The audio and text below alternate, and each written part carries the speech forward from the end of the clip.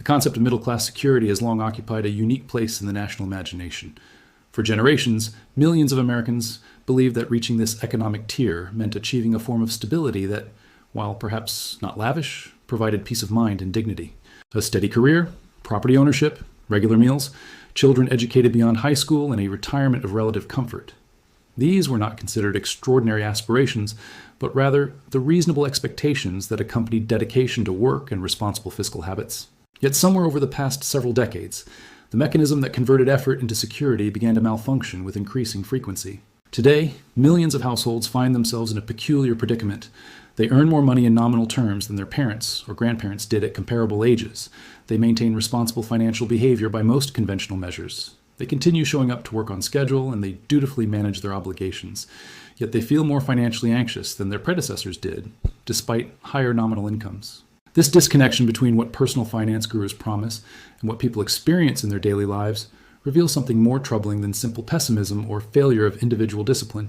Instead, it points toward a fundamental restructuring of economic relationships that has slowly hollowed out the material foundation supporting middle-class life, leaving the institutional and psychological scaffolding in place, while gradually removing the actual economic substance beneath it.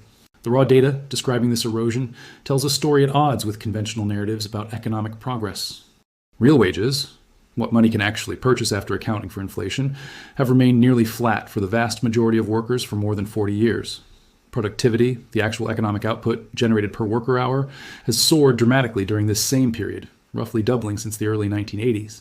This divergence between what workers produce and what they receive in compensation represents a massive wealth transfer from labor to capital, from ordinary employees to investors, business owners, and the financial sector.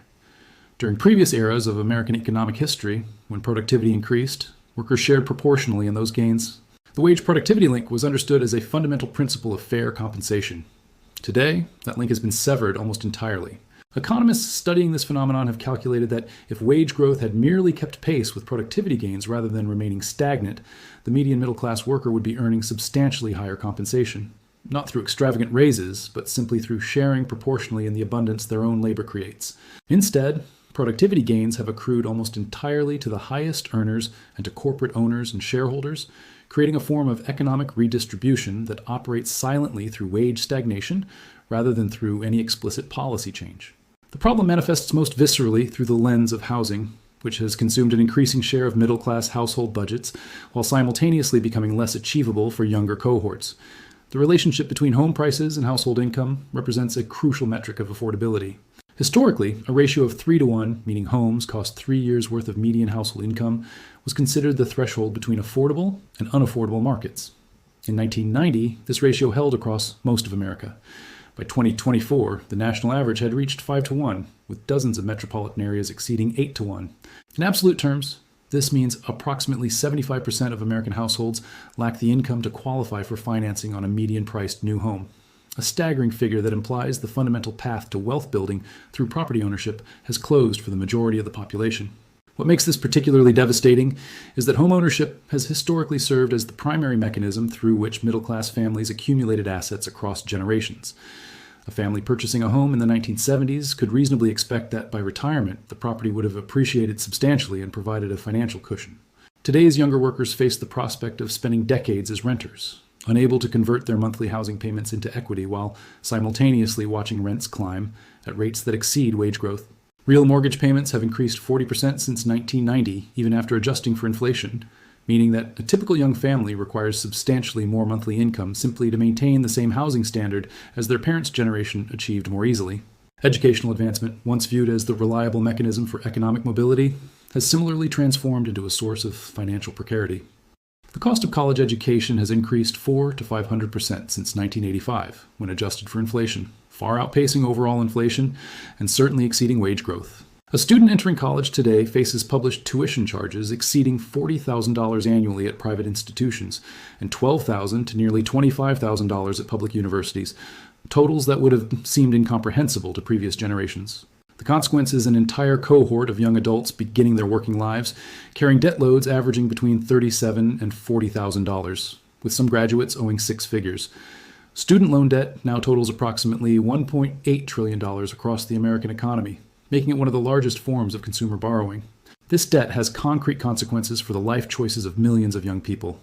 Research consistently documents that approximately 1/2 of student loan borrowers have delayed major financial decisions, including home purchases, vehicle purchases, and starting families specifically because of their debt obligations.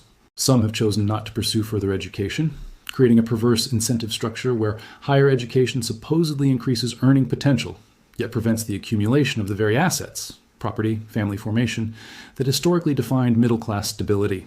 The irony that achieving supposedly the essential credential for middle-class status now impedes access to middle-class status itself appears to escape much public discussion. Healthcare costs represent perhaps the most insidious financial erosion affecting middle-class households because these costs often arrive unexpectedly, precisely at moments of maximum vulnerability. The United States maintains what is universally acknowledged as the world's most expensive healthcare system, yet paradoxically offers worse health outcomes than numerous other developed nations, spending substantially less. Between 1999 and 2009, a period where nominal wages appeared to rise modestly, research calculated that nearly all of that wage growth evaporated when healthcare costs are included. Had healthcare costs grown at rates matching general inflation, the typical middle-class family would have possessed approximately $5,400 in additional annual earnings.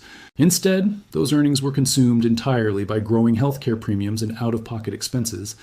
Since then, healthcare spending has doubled again. The typical working family now spends nearly $4,000 annually on health-related expenses, including premiums and out-of-pocket costs. For 1 in 8 working families, healthcare expenditures exceed 10% of their annual income, a burden level that previous generations considered indicative of poverty. Medical debt has become the leading cause of personal bankruptcy in America and affects particularly the middle class, which paradoxically holds both the highest rates and often the highest absolute amounts of medical debt. The middle class has the financial resources to access more healthcare than the poor, yet lacks sufficient resources to pay these bills entirely from current income, creating a debt trap that erodes financial security. The situation worsened considerably when enhanced healthcare subsidies expired in late 2025, leaving millions of middle-class families suddenly facing unaffordable premiums for marketplace insurance, or joining the ranks of the newly uninsured despite earning too much income to qualify for Medicaid. The accumulation of these multiple financial pressures creates a phenomenon economists describe as cost of living stress that operates differently than traditional poverty. A household earning $80,000 annually might meet technical definitions of middle-class status, yet simultaneously struggle to afford housing, healthcare, education, childcare, and retirement savings from current income.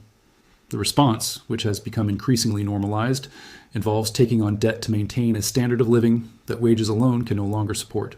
Credit card balances expand, auto loans grow larger as vehicle prices increase, mortgage debt extends further out in duration, and the payments on all these obligations consume the space in household budgets that previous generations used for savings, investment, and financial security. This debt-financed existence feels stable until it does not. A job loss, an unexpected medical bill, an equipment failure, or any number of routine misfortunes can rapidly cascade into financial catastrophe because households now operate with minimal financial cushion.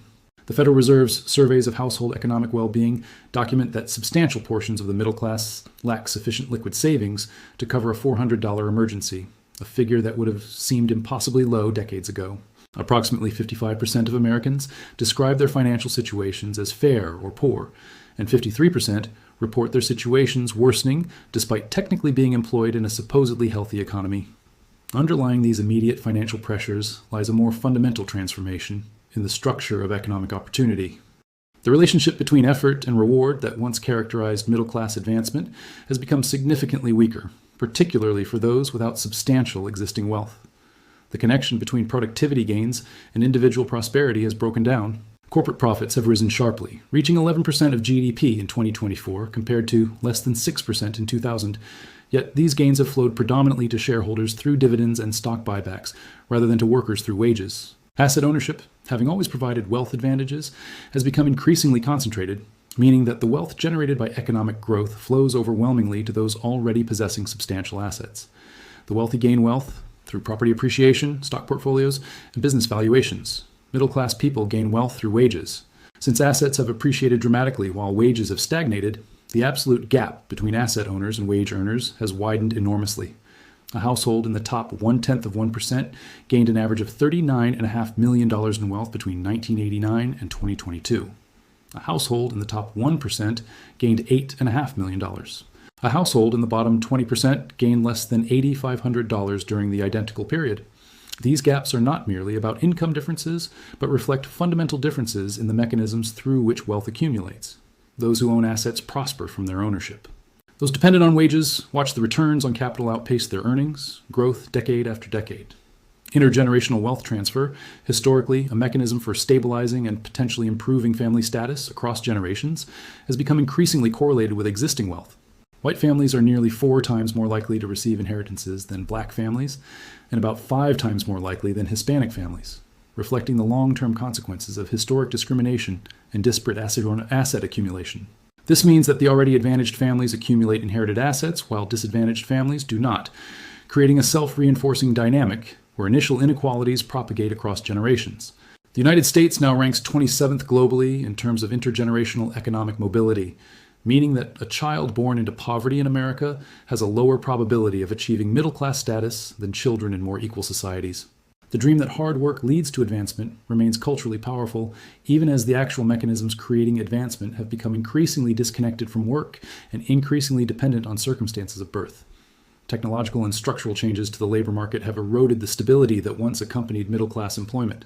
Manufacturing jobs that once provided solid middle-class incomes for workers without college degrees have disappeared or moved overseas, with automation replacing many remaining positions. White-collar work, once considered immune to disruption, faces increasing pressure from artificial intelligence and other technologies. The professional security that accompanied a college degree or established career has become increasingly tenuous. Meanwhile, the costs of continuously upgrading skills through additional education or training have escalated, requiring ongoing financial investment to remain competitive in labor markets that seem to perpetually demand new expertise. Workers must simultaneously earn sufficient income to maintain their households while investing time and money in education to remain employable, creating an exhausting and expensive treadmill where standing still economically requires constant movement. The economic malaise of the American middle class should not be characterized as poverty in an absolute sense, nor should it be understood as universal across all middle-class households. Yet neither should it be minimized as merely psychological pessimism or cultural anxiety. Millions of households earning respectable nominal incomes face a genuine structural reality. The prices of the goods and services that define middle-class life have risen substantially faster than their wages. They work continuously, often multiple earners per household, yet find themselves falling behind economically not through any personal failure, but through the operation of larger economic forces that have redistributed income and wealth upward across 4 decades. The question facing the next generation is whether the institutions and policies that once created widespread middle-class opportunity can be reformed to restore that connection between effort and reward, or whether the American economy has fundamentally transformed into something different, an economy where security increasingly requires inherited advantages, and where ordinary work, no matter how diligent, no longer reliably produces middle-class outcomes.